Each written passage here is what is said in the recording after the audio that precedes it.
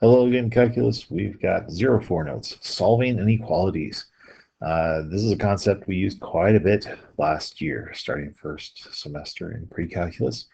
And bounce go across will come along with this. We did derivative charts and everything, like in chapter 7 of pre-calculus around spring break or when we finally got out. So solving inequalities, the ideas here are a pretty important concept now. So solve the inequality. What we want to remember, we're not going to start with any real simple ones. We want to factor and use the factors to label a number line. So interval notation for the final answer. But the idea is factor it first. Greatest common factor here, x squared plus 7x minus 30, and that is x, we've got a plus 10 and a minus 3. Greater than 0. All we do is factor one side. We don't have to change the sign or anything. So on our number line, we have the boundary points. Boundary points are 0, -10, 3. Make sure you put them in the right places. -10, 0, and 3. Greater than means these are not solutions. They make that equal to 0. So we've got open circles, just kind of planning this out. And we had to test points. So we're going to summarize this, but the whole idea is anything bigger than 3 is going to have the same kind of positive or negative or greater than 0, less than or 0 value. The boundary points separate those intervals. So we could test something like a 5 and plug it in really anywhere here to see if it's true, which means greater than 0. Um, if we plug in a 5, that's bigger than 3. 5 plus 10 is 15. 5 minus 3 is 2. 5 times 15 times 2. I just know it's positive. Remember, shortcut, first of all, just look at each factor if it's positive or negative with a number greater than 3. All of those are positive, so it's a positive interval. Between 0 and 3, we could try a 1 or a 2. 1 plus 10, 1 minus 3. 1 minus 3 is negative. That's one negative value in a multiplication problem means the whole thing is negative. 0 to -10, let's try -1 or -2. -1, that's negative. -1 plus 10 is positive. -1 minus 3 is negative. Two negatives in a multiplication problem. Flip the answer back to positive. Now, if we try something less than -10, you can try -11, -12. You can try -1,000,000. That'd be -1,000,000. -1,000,000 plus 10 is negative. -1,000,000 minus 3 is negative. Three negatives make a negative. If you remember, the whole trick to this was even and odd kind of things. So how many negatives do we have? We are looking at the positive sections here, greater than 0, and there's 2 of them. And that gives us an answer in interval notation from -10 to 0. Those are open circles, so open parentheses. And then from 3 all the way up to infinity, always an open circle there. So you might remember that we have to decide if these are the same as we go across. We can do this a lot quicker, looking for certain ideas. Let's try that on here. Let's see what you remember when we put some exponents in this. So already factored for us. That's good news. So let's jump right to our number line. All right, the boundary points. Well, this middle one is easy. That's a 2. We've got a -5. It is cubed. That just means it's there 3 times. And the x squared, doesn't matter about the -3. The x, all on its own as a factor, is 0. So we've got -5, 0, and 2. Those are all equal to over here. So those are all going to solve this problem. They're equal to 0. They are solutions. They get shaded in. Remember, that's the square brackets we use. Now, shortcuts. Let's make this quicker. Remember, we can always use end behavior on the right side. And that means if we would plug in a number up here, what determines if it's positive or negative? Well, big numbers usually stay positive. Choose a 3, 4, 5, a 10, 100. Plus 5 is positive. -2 is positive, and just the number is positive. We're just looking at this negative that's out here. The lead coefficient. Check for the coefficients on all the x's. Let's see what they multiply out to be. One negative turns the whole thing negative. It means the graph goes down on that side. So that's a negative section, anything bigger than 2. 0 to 2. So remember, this 2 came from this x minus 2 factor right here in the middle. We could test a number like 1, and you can see if it ends up positive or negative.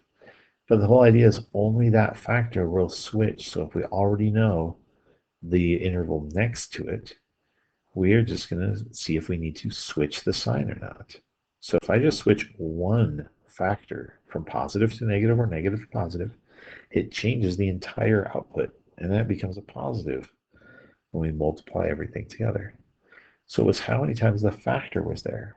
Like remember this 0, that one is squared. The 0 factor came from a squared one. Remember that's a bounce? That means it stays on the same side of the axis. It's either above or below. That's really what the plus and minus are. So a squared factor, the even power means it stays the same. If two signs change, it's the same kind of answer as it was before. So positive, and the negative 5 is a third power. That comes from the x plus 5, but cubed, odd number change, so we got to change from positive to negative. We flip the whole sign. So that was the quick way to do this. Less than means we have two intervals here. So we've got brackets this time from 2 up to infinity. We've got a bracket at negative 5. Negative infinity is the low end. Those are always open. Don't forget about this 0. It is a solid circle. So we can have a 0. We can just have x equals 0. You could put it in brackets all on its own to say it's a single point. So that is the complete solutions there. Let's remember, we can do this a little bit quicker once it's factored. We can look at each factor and its multiplicity, how many times it appears, the exponent. Even or odd will tell us whether we should keep the same value as the interval next to it or change. So let's take a look at that generally here. With the number lines, without testing a point, that's going to take too long to try to test points every time. Look for patterns. So where do we start? We start on the right end. And we do the lead coefficient test. So we need to determine coefficient test. So is the lead coefficient positive or negative? What we're looking for is a positive or a negative in front of any of the x terms. That's what's going to make the lead coefficient. And how many of those determines whether the whole thing is positive or negative. And it's really counting up the negatives. If there's an odd number of negatives, one negative makes the whole thing negative. Two, though, would be back to positive. So an odd number of negative coefficients that are getting multiplied together. So that's the right end. Once we know the right end of our number line, way over here, so whatever these values are, we know if this is plus or minus. That's where we're going to start on that interval. Now we can switch or stay the same for the adjacent intervals. We're going to go across each one, and that's all based on even or odd powers for that factor. So if our factor x minus a has an even power, that means same sign. Remember, that's the bounce part of the bounce we will cross. It means it touches the axis but stays on the same side, and that's what the plus and minus mean. So if it's positive and we have an even powered factor that it's crossing over at 0, we would stay the same. Say this is positive and this is an x minus 3 squared. The 3 would be here. Well, the squared means stay positive. Two signs change is what it is, and those cancel each other out. If our factor has an odd exponent, we are going to change the sign. So that was the quick way of doing this. This would be odd cross through or wiggle through, but it goes through to the other side, to the other sign value. So let's try that. We have one with rational. So a little bit more to remember here. But first, we can just get these boundary points. We've got a 0, we've got a 6, we got a 1, we got a negative 3. These are in the denominator. We got to remember something there. We'll put them in the right order. Negative 3, 0, 1, and 6. Now, this is where we had to think a little bit. It's equal to, if I plug in 0, then 0 times all this and divided by everything equals 0. 0 would be a closed circle. Same thing with 6. But remember the denominator. What we technically have, our numerators, we get zeros. Denominator, we get undefined. If it's undefined, if we plug in a 1, we get undefined, 0 on the bottom. That means the answer for this, or what we get for a number over there, is undefined. We can't compare undefined to 0, so that's automatically not a solution. So anything that is undefined is automatically an open circle. It is not part of the solution.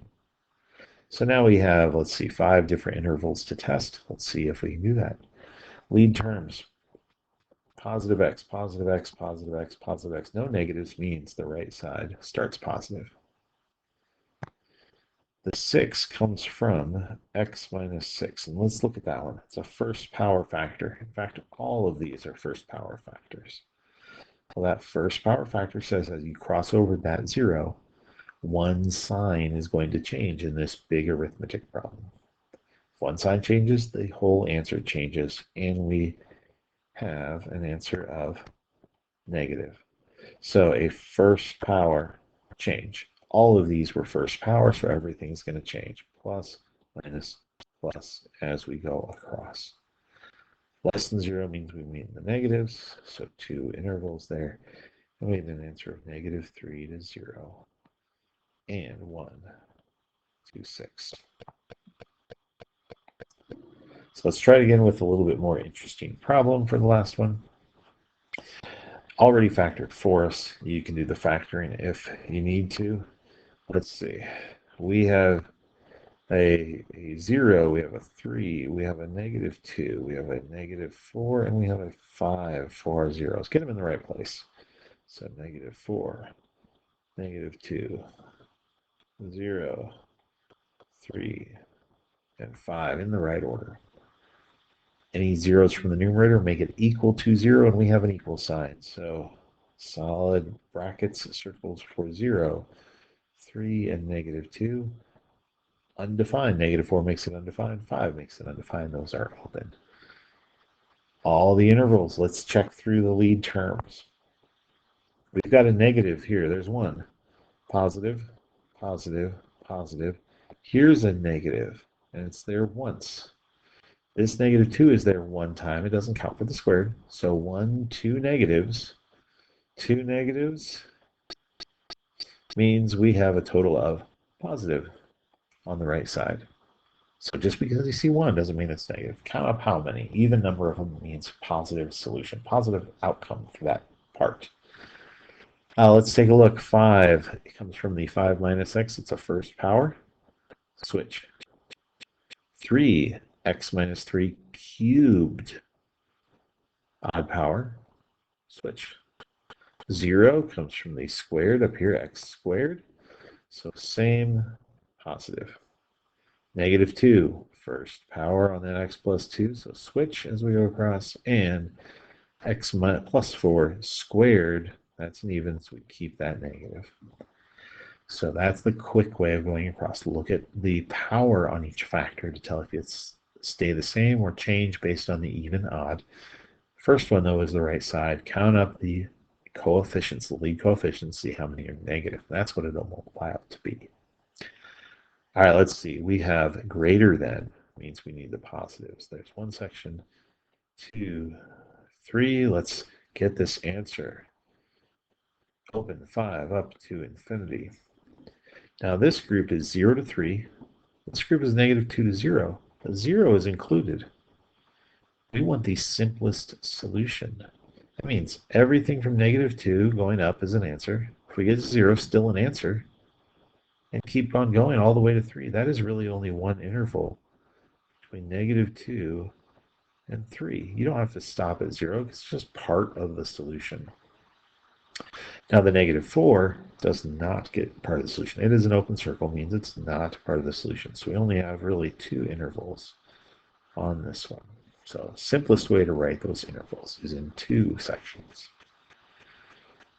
All right, I think that was it. So 0.4, a review with all of these inequalities. Factor if you need to. Once they're factored, gotta make sure you're testing the numbers line correctly with the pluses and minuses. Check the right side and then see if they change or stay the same as we go across. All right, have fun with 0.4, those inequalities, and we will see you back in class for the next one.